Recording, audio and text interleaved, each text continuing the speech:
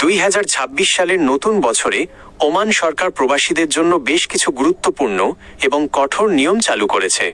শ্রমবাজার সংস্কার এবং ওমানাইজেশন স্থানীয়করণ নিশ্চিত করতে এই পদক্ষেপগুলো নেওয়া হয়েছে। আপনি যদি ওমানে থাকেন বা যাওয়ার পরিকল্পনা করেন, তবে নিচের নিয়মগুলো জেনে রাখা জরুরি। শিক্ষাগত ও পেশাগত যোগ্যতা যাচাই, ম্যান্ডেটরি ভেরিফিকেশন।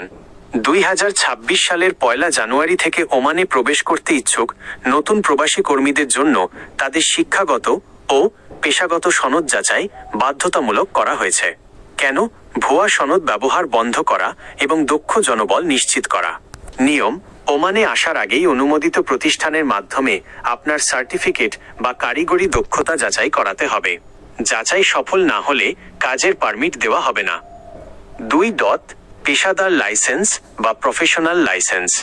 বিশেষ করে বিদ্যুৎ, পানি এবং খনিজ এনার্জি অ্যান্ড মাইনিং খাতের কারিগরি কর্মীদের জন্য ওমান সরকার 1 জুন 2026 পর্যন্ত সময়সীমা বেঁধে দিয়েছে।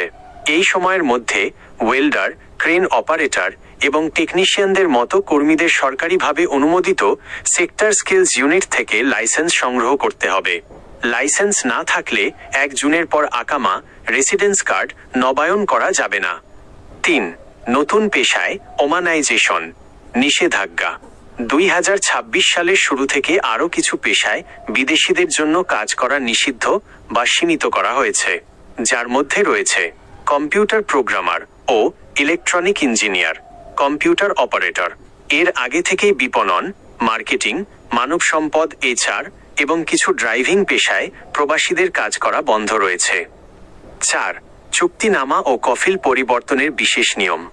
প্রবাসী কর্মীদের সুরক্ষায় একটি বড় নিয়ম কার্যকর হয়েছে। যদি কোনো নিয়োগকর্তা কফিল আপনার ওয়ার্ক পারমিট নবায়নের 30 দিনের মধ্যে শ্রম চুক্তি অনলাইনে নিবন্ধন না করেন, তবে আপনি কোনো প্রকার অনুমতি ছাড়াই নিয়োগকর্তা পরিবর্তন করার ট্রান্সফার সুযোগ পাবেন।